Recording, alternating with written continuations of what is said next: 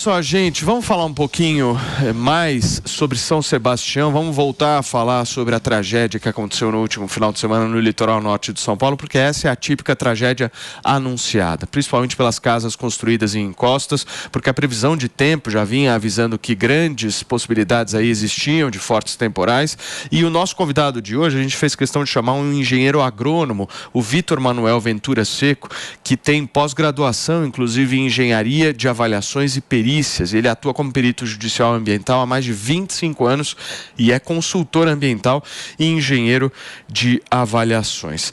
A gente, doutor, muito obrigado mais uma vez pela tua participação aqui no Morning Show, sempre muito solícito aqui com a nossa produção. Eu quero entender do senhor o seguinte: nesse caso específico, o argumento de que choveu mais do que esperado pode ser aceito?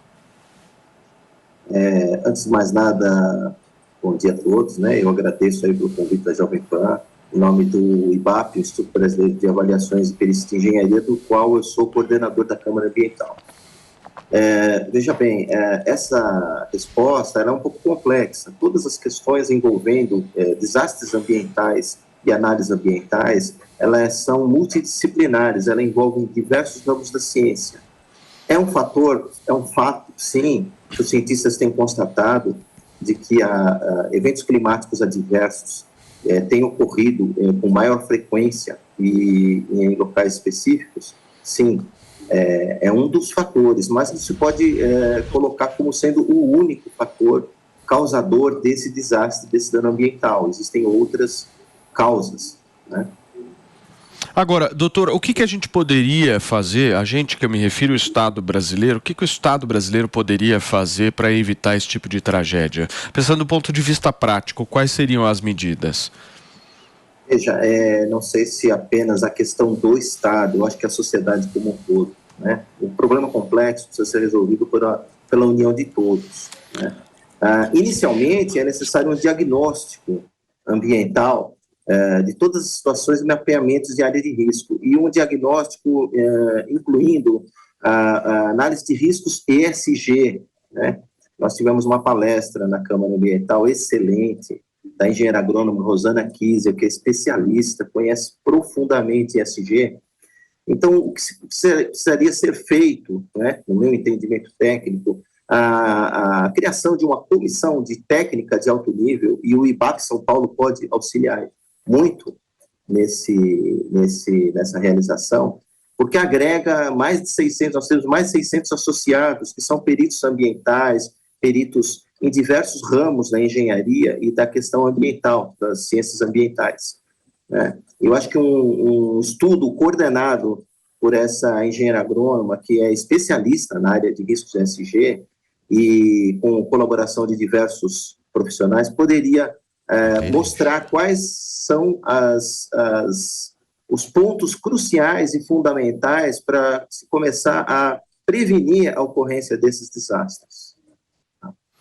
Muito bem, gente. Nós conversamos então com o Vitor Manuel, ele que é especialista justamente nessa questão aí de desastres naturais, principalmente do ponto de vista dos fenômenos mais naturais que acontecem. Doutor, muito obrigado, viu, pela sua participação aqui, pelos esclarecimentos que você prestou ao nosso programa. Ficamos à vontade, fico à disposição. Nós, o IBAP São Paulo, estamos aí colaborando sempre para auxiliar a evitar, de qualquer forma, esses desastres. Eu agradeço a Jovem Pan pela entrevista, ok? Muito bem. Gente, nós temos atualizações do Rio de Janeiro, Fernandinha, ou ainda não? Ainda não, daqui a pouquinho a gente vai para o Rio de Janeiro para atualizar um pouquinho mais sobre a situação na cidade.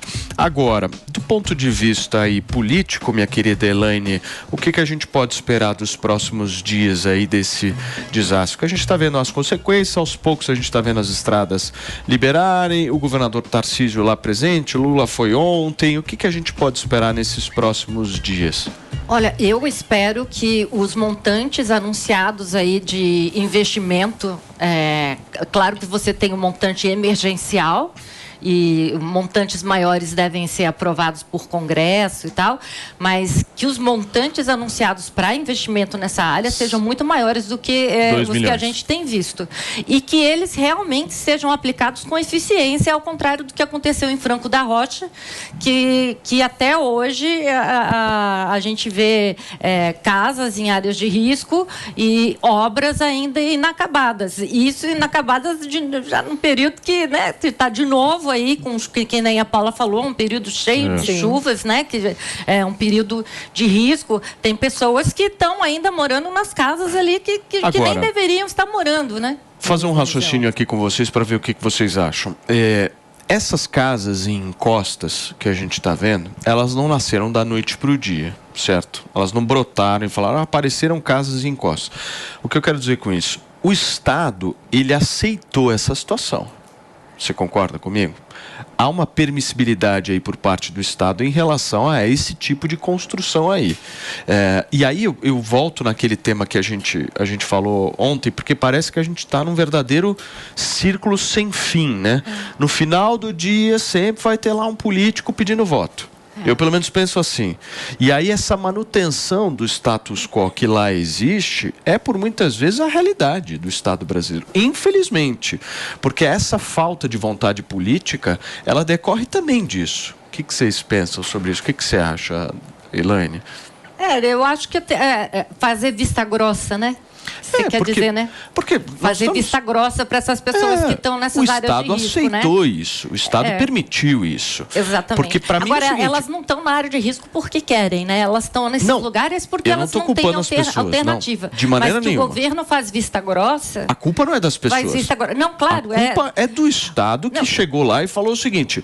Beleza, vamos construir, a gente vai fingir que nada está acontecendo. Por lá, viu aquele monte de casa pendurada, né? Tá tudo certo, esse é um problema pendurada. Que acontece isso, eles moram aí realmente porque... E a galera foi construída. Porque o certo é o seguinte, casa irregular em encosta dessa forma, qual que é a obrigação do Estado? Demolir. Demolir e entregar uma outra moradia para essas pessoas. Exatamente. Acho que o problema é não conseguir entregar. Eles até pagam, muitas cidades pagam um auxílio aluguel. Mas, por exemplo, aqui em São Paulo, a média de auxílio aluguel é 350, 400 reais. Você vai em Paraisópolis, que é uma comunidade que a gente tem aqui em São Paulo, o aluguel é 600 reais. Para onde que essas pessoas vão morar com esse auxílio aluguel? É muito baixo, não tem para onde ir. Aí vai para a área sim. Então, mas aí o governo diz, estamos dando auxílio aluguel enquanto essas pessoas estão na fila da moradia, aguardando uma casa. Mas o que não é verdade. O que não é verdade. Porque se você tem um auxílio aluguel de 400 reais e você fecha ali um aluguel mensal, por exemplo, em Paraisópolis, a 600, 800 reais, às vezes, é impossível você viver com 400 reais de auxílio aluguel. Ou joga isso logo para 1.000, né?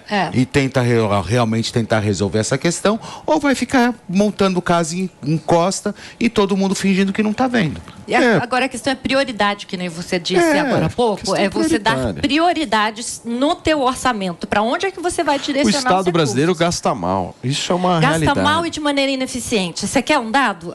Por exemplo, saúde e educação, que são duas áreas importantíssimas, né, de investimento no país. Se você for olhar como proporção do PIB, que é o tamanho aí da nossa economia, o que a gente direciona para educação, como proporção do PIB, é a mesma coisa que a Inglaterra direciona para a educação. Agora, qual que é a diferença? O dinheiro lá chega. Só que o dinheiro aqui não chega de maneira eficiente na área que deveria chegar. Ele é desviado, é mal administrado, não chega para a educação, né? Não é nem falta de recurso, é falta de administração. O que você acha, Paulinha, sobre isso? Eu acho exatamente isso. Eu acho que essas pessoas, elas vivem em áreas de encostas porque elas não têm condição financeira para sair dessa área de encosta.